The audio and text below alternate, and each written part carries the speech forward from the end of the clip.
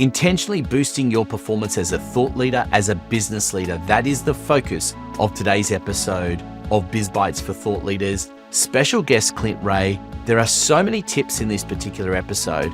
I've never before considered myself as being a cognitive athlete, but that's a term that you're going to become a little bit more familiar with, and you'll understand better why this is so important to every business, not just for yourself as the leader, but also for your team. Jam-packed with tips and things for you to do and implement. You don't want to miss this episode of Biz Bites for Thought Leaders, so let's get into it.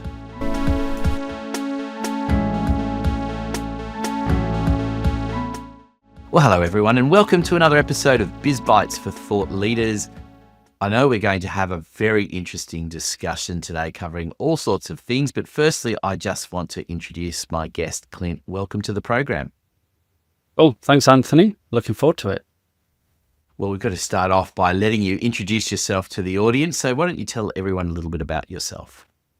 Yeah, great. Thanks. My name's Clint Rihe. So I'm a high performance coach, speaker, facilitator, and recent author of The Cognitive Athlete. So I've been, my story started years ago in the RAF. So I've taken a lot of military training that I've done over my career, and I transitioned into a corporate life. I'm a business owner as well. So I've taken a lot of those learnings from years ago, put them into corporate. And, as I run a lot of trainings and I do a lot of coaching. And what's really interesting is that back in years ago, I think we were quite ahead of the game in terms of like cognitive performance, physical performance, whether it's productivity, time management, or energy. And then now in the corporate sphere and being a business owner, I don't see any of these principles that I learned years ago. So really I focus on bringing practical, actionable steps into corporate life, really, to help my clients and to help business owners achieve more, and especially with the time that everyone has, right? So I've got loads of stories, and no doubt we'll get into it as we go through. So that's me in a nutshell. Absolutely, I love it. And taking things back to the basics, it's such an important thing to do because it gets so quickly glanced over. There's one of those things that happens, isn't there? There's this assumption of knowledge and assumption of things being done, yet they're not actually being done. Yeah, correct. And look, I think, we have, and especially nowadays, there are so many notifications and so many apps and so many ways of doing things and tools that people just forget all of that stuff, and it becomes too hard. And they just, I've had a saying, you always default to the level of the training that you've had. And if you've actually had no training, then you're sort of swimming against the tide, I think, a lot of the time. So let's just delve a little bit into your background, because I think it's important for people to understand that, because you touched on it a little bit. So tell me, back in high school, early university days, where you study, where was the dream and where did you end up going? Yeah, good. I think out of school, I dreamt of being a professional footballer, right? Like in the Premier League, like everyone does, but then reality hits. And I'll say I was pretty fortunate. My parents were in the military, so they're in the army back in the UK, and there was an ultimatum. Then they said, right, Clint, you're either going to get a job in the UK or you're going to come back with us. And I was fortunate enough to apply for the RAF as a physical training instructor, and I was accepted. And that's when my journey sort of started, really, in the military. And so many valuable lessons within there that I learned. And I guess the dream, I was doing A-levels, which I think I'm not sure what they're called here, maybe hires or something. HSC, yeah. HSC. So I was doing physical education. So it was like a really natural fit. I'm, good at sport. I play all different sports, and going into the military in that environment as a specific fitness instructor, where you actually get to train and teach all of these skills and sports, was just phenomenal. It's one of the best decisions I ever made. And then, you start your military career and you realize, so there is sport and there is fitness, but there's also military aspect on that as well. And it's given me some, amazing opportunities. And I think being so, I was 21 at the time, I think. And, it just sculpts you, it sort of helps with your decision making. And your work ethic, and puts a really good grounding into where we're at today, pretty much. So what became the focus in the military? What were you mostly doing? Yeah, so look, we all start as a fitness instructor. We start in the gym, so we're training military personnel for operations in whether it's Iraq or Afghanistan or the Middle East or wherever they're deployed. So we keep the base level of fitness up, and we work on their teamwork, resilience, mindset, and then that's one part of it. And then I've worked in another part in which it's trainees. So we're working back at recruitment level. So when people come into the military, no matter what trade they are, whether they are aircraft technicians, whether they're pilots, whether they're medical or navigational or pilots, navs, we take them through their training. So we build the robustness and resilience within them. So then when they do finish training, they go out on deployments, then they're good to go. So that was the sort of foundational cornerstone. And then as you then progress up, my speciality then, I went into a stream of adventure training. So you could either choose to be a physio remedial instructor, a parachute jump instructor, didn't fancy jumping out of planes, perfectly serviceable planes for living, or you can go adventure training, which is like that whole outward bounds aspect. So I really focused on that, and we used to take people for a week at a time, and we used to take them into Wales or Scotland, and we used to work on their personal and professional development. So work on communication skills and leadership and delegation, all within a week, and then we'd set them free then. So we'd give them this sort of structure, put them under pressure, work on some really good skills that they're going to use out in deployment in a safe environment. So we used to go down the mines in Wales with head torches. So we used to go up on high ropes and, zip them down zip lines in a controlled environment. So then when they go out to, wherever they're going out in the Middle East, they're able to deal with the pressure a little bit better because we showed them skills and techniques.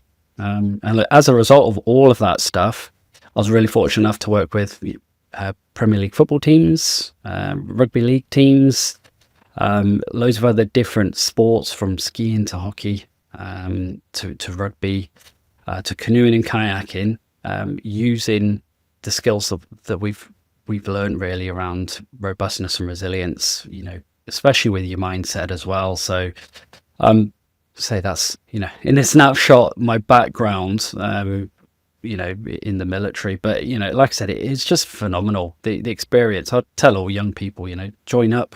No matter what force it is, you're going to get looked after, and they give you some really great experiences there. What an amazing little snapshot of a career you've had there, just casually dropping not only the military but various sporting areas and things to get into. And that must have been a fascinating area for you. Obviously, as you said, the childhood dream was Premier League. So getting to work with Premier League teams and work with, and back here, you've now moved to Australia and rugby league teams and the like.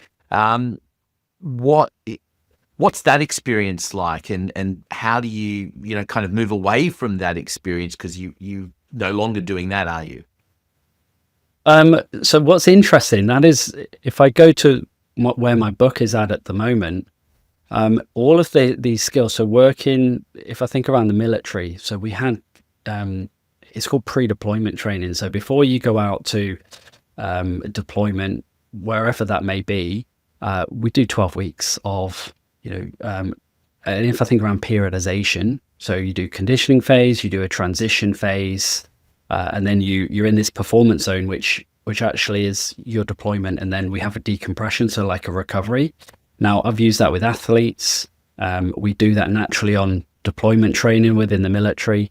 And once I actually understood that, we used to go in, so going back to your Premier League football teams and other championship teams, we would then work on their condition phase. So before the season started, we would take them out, we'd build up their fitness, robustness and resilience,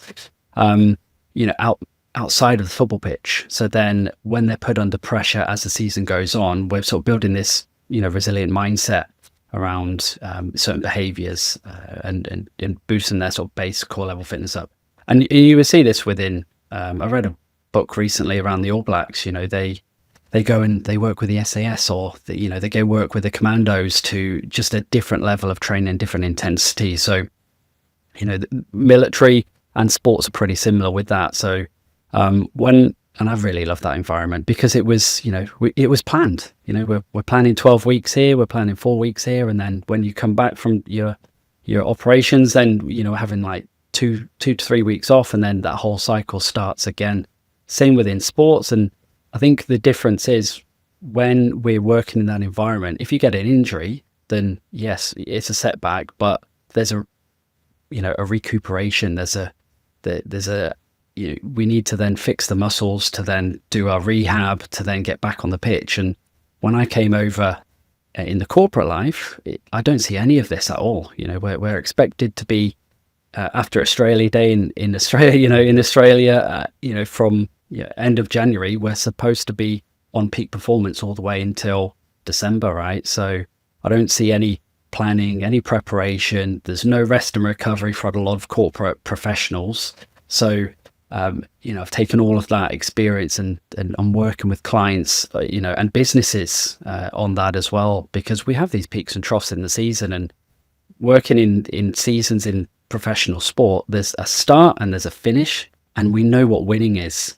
Winning is being, whether it's Premier League champions or, winning the cup, being premiers. We know that, and we know it's between these times, and corporate, we don't have it. And I started to question that when I sort of transitioned across, and I thought, this is it's unsustainable. We can't keep doing that. And especially now as a business owner, you're on all the time, but cognitively that doesn't help you. So we're sort of taking the principles of sport and then applying them to to our brains and the way that we think and how we manage our energy as well. So yeah. It is a really interesting idea that, if you look at a typical sports team, a football team, doesn't matter which code, the season is usually 20 plus weeks long. There's no way that players are conditioned to be performing at optimum level round one in the same way that they are going to be performing grand final day. You have to build up to that over a period of time. Yet in business, we're expecting people day one of the year to be showing up at that high performance level and to continue sustaining that at a high performance level until such time as they take a break, if they take a break. It's kind of crazy, really. Yeah. Look, absolutely. And, I started to think about my experience, and I thought, this is ridiculous. And I'm coming from, it got me into a bit of trouble, I'll be honest, when I started my second career, my corporate career, because my frame of reference is different. So, I had really quite strict boundaries. So, start at 8:30, finish at 5, and that was it. It was done. And people were staying late until 6, 7 o'clock at night to do their work. And, I said, well, is anyone going to die? If you were to leave now, is anyone going to die from the results of that? If the answer is no one's going to die, leave it till tomorrow. Because guess what?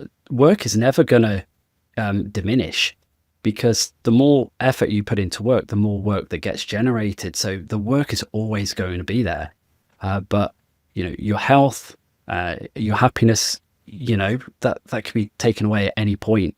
And the interesting thing is, I started writing the book and I started doing a lot of research. Your body keeps the score. So what that means is that your body accumulates this low-level stress over a certain period of time, and you can get away with it when you're younger. But when you get into 50, maybe it's 45 to 50, 55, when you're a C-suite, you're a business owner, you need to be peak energy, you're absolutely diminished. And you've got health complications on top of that as well. So you're right. We need to start thinking of our business, of our working life as seasons, and we need to be able to peak and we need to recover. And there are natural peaks and troughs within everyone's year. So we need to be a little bit more specific and intentional with, how we look at rest and recovery, how we look at our, just our conditioning, our habits. And then when we have these peak moments where we need to be, on the ball, we can manufacture that. So that's the whole premise behind, taking all these sports and military concepts into corporate to be able to help. I mean, that's what's interesting to me is how do you work that out, what those peaks and troughs should be? Because again, in the sports analogy, it is easy to go, well, okay, you know, we're working towards grand final day, so we need to know that at a certain point we're going to need to peak because that's when it has to happen. It's not as clear in business necessarily because you don't know what's around the corner and you're operating against other things. You could say, okay, look, right now, February looks like it'll be fairly easing into it, but then suddenly you get a phone call on the 1st of February saying, we need this now.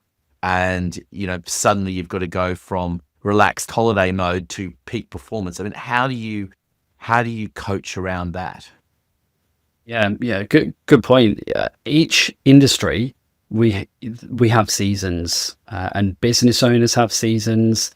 What you're talking about there, 100%, I get it. Especially if you're like a solopreneur, for example, and you're the only person to do that work. If I think about a business owner, and I've worked with a few of them, and they are absolutely run off their feet, and they have teams of people. So I said, well, let's look at your year. So the first one we need to do is look at your previous 12 months, and we need to then identify the peaks and troughs. So when we were always on, or when it was a bit slow, and then we look ahead and we try and plan out as best we can in terms of our peaks and troughs. Like let's take business owners. Maybe we can work quarterly, right? So maybe we work in quarterly sprints, and then at the end of the quarter, I'm not going to say, oh, you need to take a week off, because it's pretty difficult, right? But maybe we can take, a Friday and a Monday off. So then we have a longer holiday, and then that could be our decompression before then we go into our next quarter. I think if we look at the whole year in totality and we don't break it down into these quarters, these quarterly sprints, you end up just running on fumes. And this time of year, you're more susceptible to getting sickness and illnesses because of the letdown effect. So we need to look at your previous 12 months, identify your next 12 months, and then let's start plotting in times when we are on peak performance. We look at automotive. I've worked in automotive. There are sales cycles. Everyone has a sales cycle. If you're like me as a consultant, we know January is a dip, so we can use this time to sort of recover, and then it's not until March, April that it starts to pick up, and then we have a bit of a dip again because of Easter and public holidays, and then we have the mid-year dip, and then from September, October, November, we're looking at we need to be in peak performance before we then start to sort of tail off as we get through to December. So everyone has a cycle. It's just to really stop and reflect over our last 12 months and then look forward to the next 12 months and sort of booking those holidays. And how much does sort of adrenaline play a part in it? Because, again, using the sports analogy, adrenaline's pretty easy to watch because things ramp up in the course of the game and the adrenaline increases and so on. But in a business sense, it can flow on day to day, right? Where you have a day where things just are being fired at you and you're having to step up, and so you are, and then that adrenaline carries on and suddenly you are operating at a different level. How do you manage that process as well? Yeah, look, good point. Especially if we think about this time of year in December, adrenaline is firing a lot. So we've got a lot of adrenaline, we've got a lot of cortisol, and what tends to happen, that suppresses all of our immune system to keep us, working. But then when it comes to end of December, our body goes, oof, and then suddenly we get sick. And, but what's been happening is we got sick about 2 weeks ago, but our body's, keeping the immune system fighting before we then sort of switch off.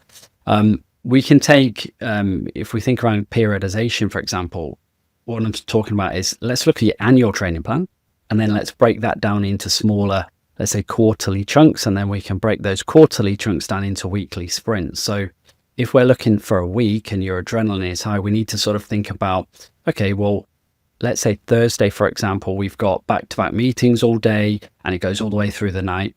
What are you doing on Friday to sort of, lower your cortisol? What are you doing to lower your adrenaline to sort of recover before we go again for the next one. Because if we and this is the low level stress we're talking about, over the accumulated effects of low level stress, high adrenaline for 30 years, that has a massive impact on diseases that you're likely to get. So, as a result of all that accumulated stress, you could have things like cardiovascular disease, diabetes, coronary artery, coronary vascular disease. We could have celiac, for example, any number of autoimmune conditions, because we haven't had an outlet for getting rid of the cortisol and the adrenaline as we go through. So, what do you do to recover? What are some recovery strategies, rather than going back to back to back to back with, whether it's meetings, whether it's high intensity work that you have to do?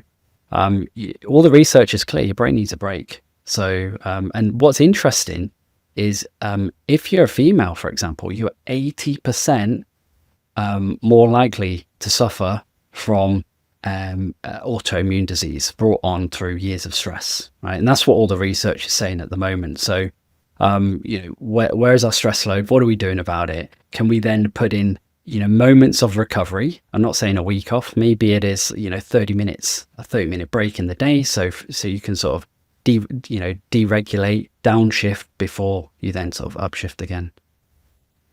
Yeah, it's an interesting one, because I know I personally, sort of make sure that there is a switch off period from Friday afternoon until at least Saturday night, and normally it's Sunday as well.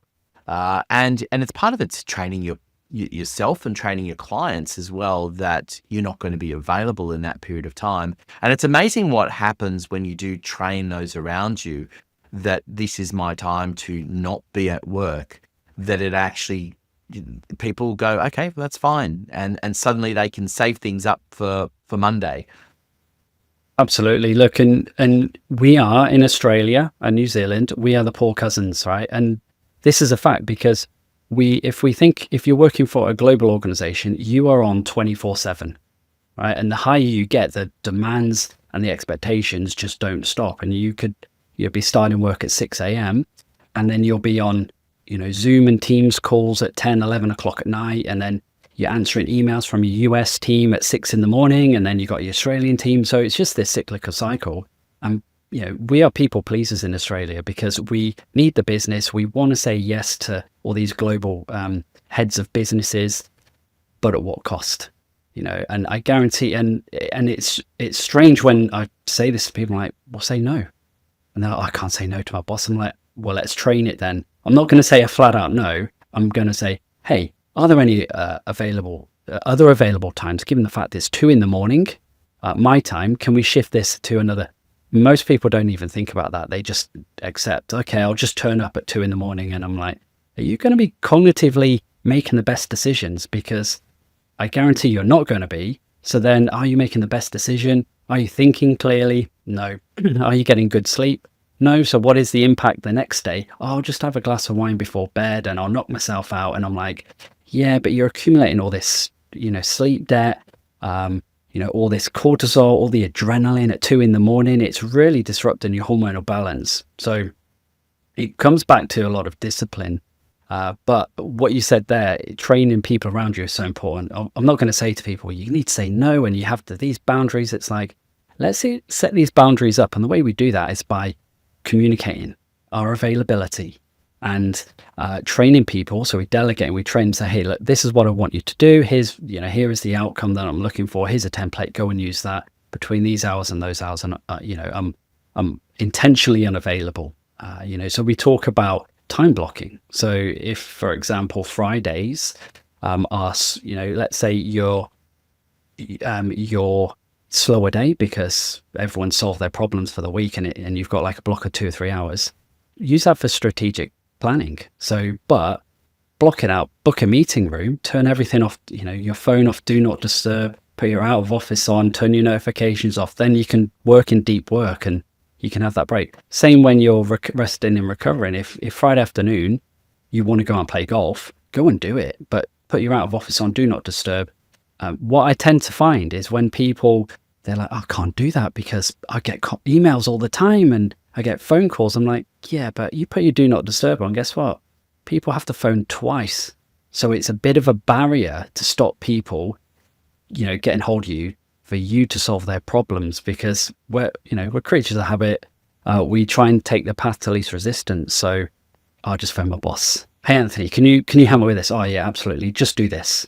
So what we're trying to do is actually empower our teams to take greater responsibility by delegating effectively, and then blocking those times in our calendar for us to be effective and deregulate ourselves, so we're on peak performance. There's so much in what you just said there, and I know. it made me recall a story, and this goes back. I'm going to say it's going to go back 20 plus years, and so phones weren't quite as sophisticated as they are now, and so the do not disturb and switching off notifications wasn't as available. And I'll never forget, there was a CEO I was working with at the time, was traveling. He went to the UK. He didn't tell everyone that he'd gone to the UK. And one of the senior managers rang him to ask him something.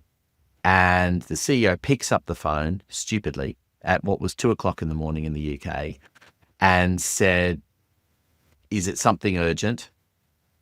No. And he said, "Well, look, I'm actually in the UK. It's 2:00 in the morning." And the senior manager said, "Well, I've got you awake now, so I may as well ask you the questions," and proceeded to, take him on for the next 10 minutes. And we all had a bit of a laugh about it at the time. But the truth is you do have to respect people's boundaries. And part of it is putting on those notifications and keeping to them and understanding, well, I'm not going to respond at this time, because I know personally I've been very guilty over the years of just being completely responsive to it. And if you are responding to emails and phone calls all day long, you're not going to get any work done. Well, you think about this, most people, that's the case, right? And the more emails you send, the more work that you're going to get back, the more emails you get back. And we can put another layer on top of this as well and think about, what's your chronotype? So are you a morning person? So you got your peak energy in the morning. Is it afternoon, or are you an owl? So in the later hours of the day, do you come alive? Our body's got these natural rhythms, circadian rhythm. It's a 24-hour timing device that your body's got, and people have got different circadian rhythms. So it's working with your rhythm too to get the best outcome. So if you're a morning person, for example, your peak window is probably going to be from 8:30 to 9:30, so about an hour, where you are on peak concentration, peak focus. So what are we doing between those two, that hour? We're checking emails. We're firefighting. We're putting all these things out, and then our bodies naturally will go into this trough, which is your mid-morning slump, which we then bridge with a coffee or a Red Bull or something like that, for us to then go up to our afternoon peak, and then we dip down again. So we have these like peaks and troughs as we go through the day. So we need to be prioritizing ourselves for us to be able to deliver effectively, the work that we need to deliver. So my advice a lot of the time is, here, fill out this questionnaire. Tell me what chronotype you are. Let's look at your calendar. Let's start really protecting these peak performance hours, because if you're working against your circadian rhythm, it's taking you more often than not twice as long to do your work. I'm an afternoon person, so between 3 and 5, I am on fire. But in the morning, it takes me ages to get going. So I wouldn't, do any accounting or finance or spreadsheets or anything I need to spend detail on, because my natural energy is not peaking in the morning, it's peaking in the afternoon. So it's working with those, with your body type as well, to sort of really protect that. But you really need to communicate that to your team. So I'd recommend getting a team in to look at each individual, and then look at your workflow as a whole, and then really sort of time block and be disciplined about saying no to things. A lot of the time, and you'll know this, a lot of my clients, they get bombarded in the morning.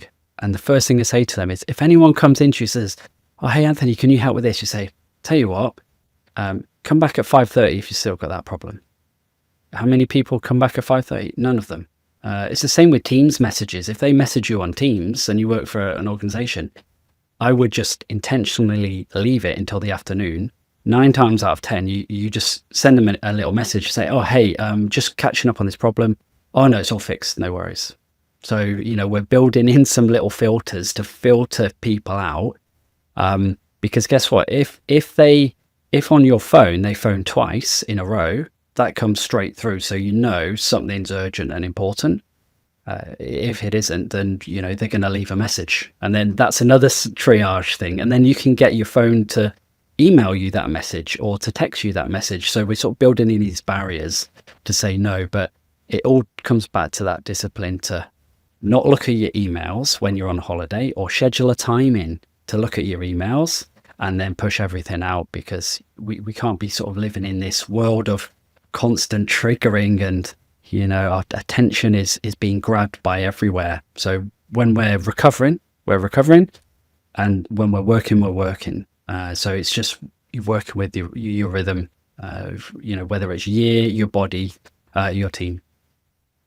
It's interesting what you say there, because it just made me flash back to a Seinfeld episode that was going back some time, but talking about the fact that we don't give people an opportunity to miss us anymore. They're constantly able to access us no matter what, and you get frustrated when they don't. I know this morning I had to go to the shops, and my wife had asked me for a couple of things, and I'm standing at the shops and I'm not sure which one she wants, and I'm trying to phone her, and then I'm getting frustrated that she's not answering her phone. It's like, but this is the norm, right? This is what the expectations are. So we have to change those expectations for the people around us. And I think one of the challenges, though, that many businesses face is, and even smaller businesses, is you're dealing with time zones, and that might be internally as well as externally. So many teams have, or many small businesses, I should say, have teams that are located overseas, and so there are time differences that you have to deal with. So then, when you're talking about optimal times for people to perform, it could be that you have two people that are morning people, but one's 3 hours behind you, and so by the time you're hitting your lull, they're in their peak. So you have to be mindful of all of those things as well. And I think that's an important idea that you're suggesting, is mapping out where everyone in the team is. Yeah, absolutely right. And we're not always going to be in the same zone, right? People are so different, but what we can do, let's say they're 2 or 3 hours behind, or maybe 2 or 3 hours ahead, it's maybe to share the pain, right? So maybe we have one meeting in my time, one meeting in your time. Maybe we do the questionnaire together and we work out, actually, guess what? It works out that your afternoon when you're on peak is my morning. So that works out really well for us to be able to, to work together. But what I'm saying really, that this whole thing is just to be mindful, right? That, I'm working on my own different time zone in terms of my peak focus and energy. You're working on your own. There are going to be times when you're going to ask me a question and I won't be able to think straight. So I need to then be able to respond effectively back to that. And it's the same thing with these back-to-back meetings in Teams. Since COVID, everyone's on Teams and they can look at your calendar and just, keep booking appointments. So I think the practice of being intentionally unavailable is so key. Our parents, like you mentioned, had this where you finish work, there's no mobile phones back then, there's no emails, everything was left at the office, and guess what? They all survived. So I know the expectations, though, it will be around customers, right? So when customers phone you, how long does it take for you to answer that phone call? And this is where I think it's really interesting times at the moment with AI and chatbots. And is there some integrations that you can then work into the way that you do things, so then customers don't feel disappointed? Or can you just automate some of your processes to take the heavy lifting off? Because what we are, ultimately, we're cognitive athletes. We are knowledge workers. So we use our brains to make decisions, to think clearly, to be creative. All the processing stuff of a production line worker, for example, that can be done by AI. So you're not having to then look through your calendar and go, I'm available between this time and that time. You can just send them a link. It's all done automatically now. So we need to really be able to harness our zone of genius as a human, which is using our brain to make decisions, to look at information, to be creative, to think clearly, rather than just being a production line worker going through emails, click, click, click, click, click. It's I love the term, and this is a good bridge into the book that you've got, The Cognitive Athlete. That's that whole idea of what that is. I guess we don't traditionally think of ourselves, particularly if you're, a business owner, as many of the people listening to the program would be. You don't tend to think of yourself as an athlete in that way. But what you're suggesting is there is a cognitive athlete inside of us that we have to look after. And, so how have you found that term resonating with people? Because it's certainly the first time that I've thought of it in that particular way. Yeah. The first thing I get is that I'm not an athlete. I don't spend hours in the gym. I'm like, you're right. You don't spend hours in the gym. However, you are an athlete of your mind. How much time do you actually use conditioning your mind? And the research, there's some great research from Microsoft, the Human Factors Lab, in which they put EEG skull caps on people to monitor brainwaves, and they had back-to-back meetings. And by the third meeting, the stress levels were high. When stress is high, you're unable to think clearly because I'm going to get nerdy in neuroscience, but cortisol inhibits it goes into your prefrontal cortex, which inhibits your thinking. You get brain fog. You're unable to think clearly. You got weaker control of your thoughts or emotions. And that just increases the more meetings we have back to back. And what they did, they had that study. They had one group and then they had another group have 5-minute breaks in between meetings, and it was massive, stark difference, night and day between decision making, outcomes, and clarity of thought, and also just being calm, right, and under control. So we need to think of ourselves as athletes of the mind. We may not move like athletes, but we're using our brain like an athlete, and we need to be able to train our brain for us to peak at the right time. So in, let's say, a difficult conversation or a pitch or even a podcast, we've done the pre-work, so then we're able to perform, and we're able to take questions, we're able to think clearly, we're able to relay information and communicate and things like that. So and I guarantee most people have, whether it's a performance review or conversation, they've gone in there sort of prepared, but when the pointy end of the stick comes, they've forgotten what they're talking about, or they get sidetracked really easily. So it's all around being really intentional with, how we set ourselves up for us to, to peak at the right times. Hence goes back to that question, like, well, let's look at our year. When do we need to be on form and on fire for us to be able to get the result? And then we need to recover. And a lot of the time when I talk about recover, people, they see it as a weakness, but actually it's such a positive. And NASA did a study on NASA. I call them nana naps, like a 26-minute nap, how that boosts cognitive performance. So we need to, that's why I'm sort of bringing all of this in to help people to be able to think clearly, to get better results. And you'll find that, you'll be more productive with that as well. So rather than time, it's looking at your energy. We've talked about a number of things, and I've appreciated all of this. So give me a bit of a rundown. If there's a top 3 kind of ideas that you would recommend people take on board, what would they be? Aside from number 4 being read the book, and we'll tell them about the book in a moment. But what would be the top 3 things that they should start thinking about? Yeah, look, I think that the first one is we need to look at our previous 12 months to then inform our next 12 months and look at it as a performance gap to go, right, here's my season. These are the most important times. And then what I can do is then schedule in holidays, whether it's a week or whether it's 2 weeks or whatever. And then we can then look at that. So that's the first part. The second part, we need to then work out what our rhythm is, like what's our circadian rhythm. And then we need to the third bit is then look at your calendar to go, right, what can I say no to? When am I in my peak focus area? I need to then block that in to do my project work or deep work. And then the final part is learn to say no. And you can do that really simply by putting in like do not disturb. We can, turn your notifications off, out of office off, train people how to solve their own problems. I think if we are always available, then we're not getting our work done, which we're being paid to do, right? We're running around with our heads on fire. And then as a result, if we're not doing any of this, when we are 70, 75, we've got these chronic health conditions brought on by long-term stress, I guarantee you people are not, looking at themselves going, man, I wish I said yes to more of those little meetings with no agendas. I really miss those. Complete waste of my time. Or whether they said, man, I wish I actually booked in more intentional recovery breaks for me to sustain my performance over the long term.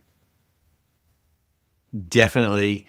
It's definitely very great advice to be looking back on those kinds of things, because you're just absolutely spot on. I mean, when you look over a year, how many wasted meetings we all have, how many times meetings have gone well over what they should have because we haven't contained them. It's really quite interesting when you say to someone, I have a hard out at this particular time.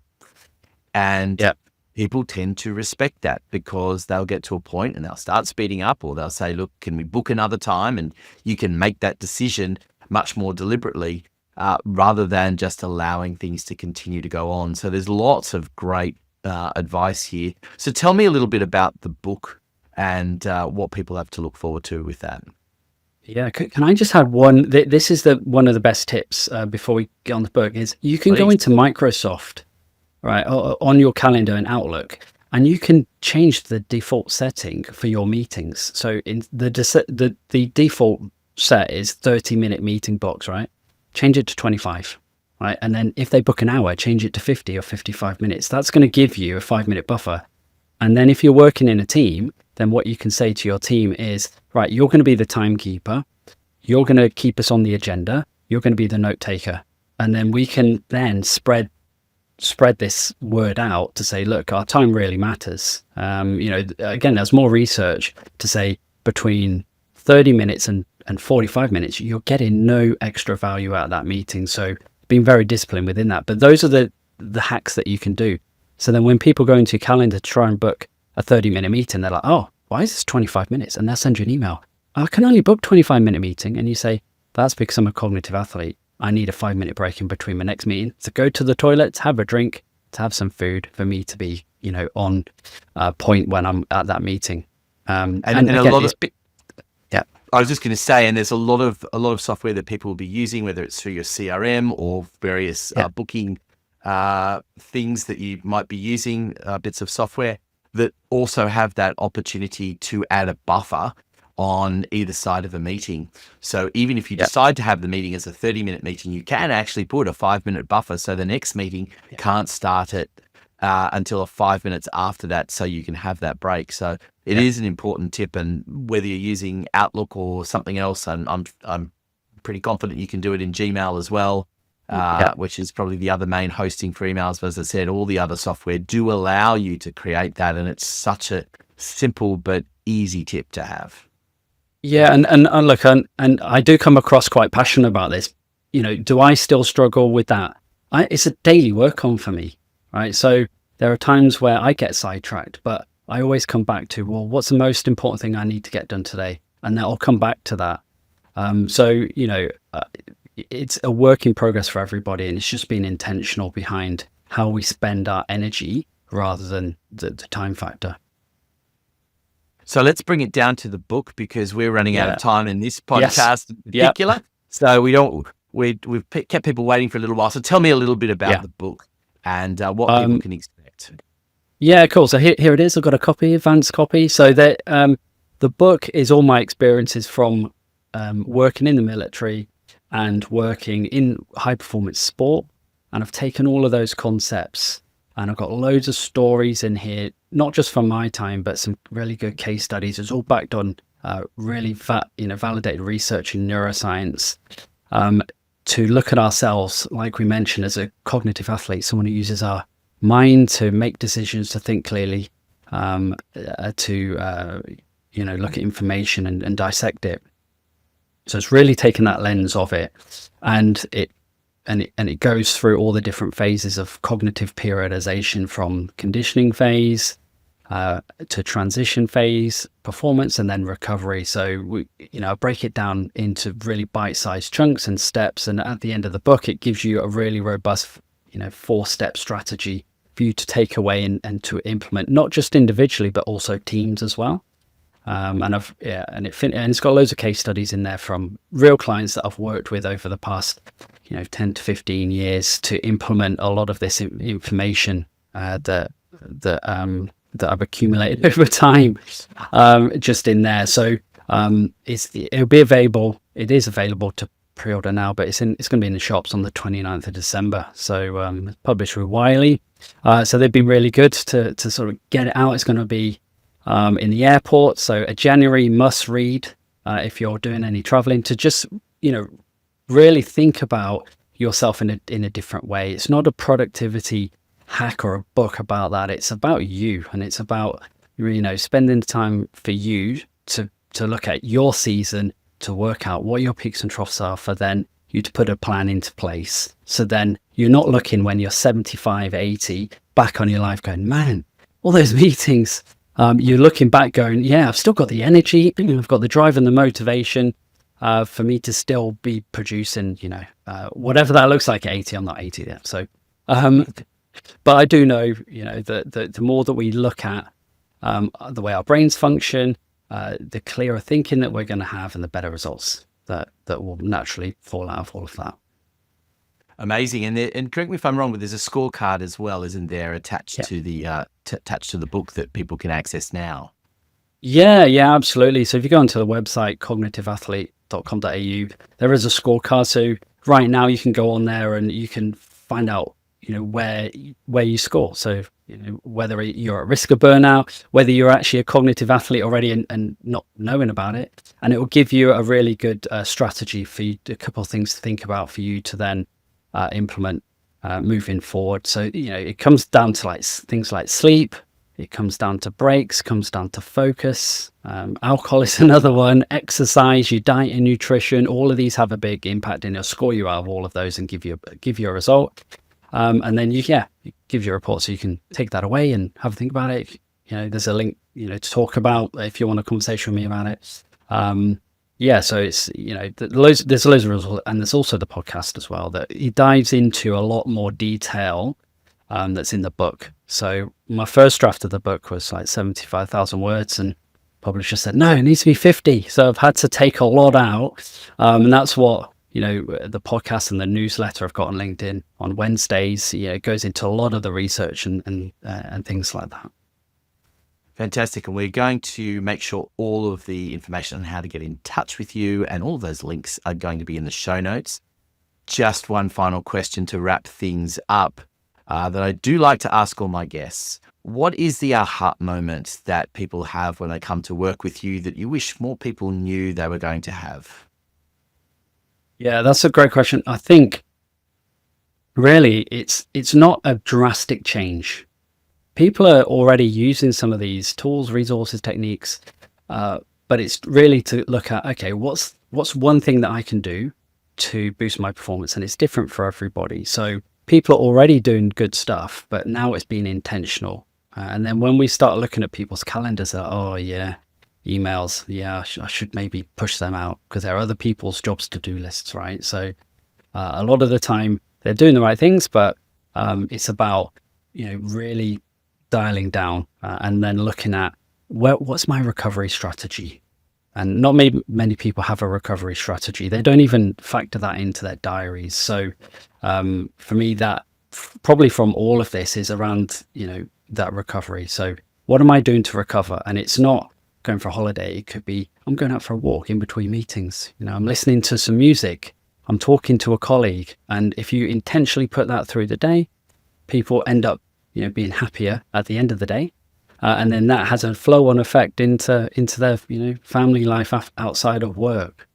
So it's like schedule recoveries, and you'll do well. Well, I'm feeling much better after talking to you because now I feel like I can call myself an athlete. So that's yes, I'll live by that. So thank you so much for being a part of the program. It's such a fascinating area, and absolutely encouraging everyone to pre-order the book, or if you're listening and the book's already out, go and get the book. It's going to be a must read. So many great things that you've given us in that episode. So thank you so much for being part of the Biz Bites for Thought Leaders podcast. Thank you, Anthony. And it's been good to be on. Excellent. Well, as we said to everyone, take a look at the show notes for more information. And don't forget to like, share, and subscribe so you never miss an episode. Until next time. Hey, thanks for listening to Biz Bites. We hope you enjoyed the program. Don't forget to hit subscribe so you never miss an episode. Biz Bites is proudly brought to you by Podcasts Done For You, the service where we will deliver a podcast for you and expose your brilliance to the world. Contact us today for more information. Details in the show notes. We look forward to your company next time on Biz Bites.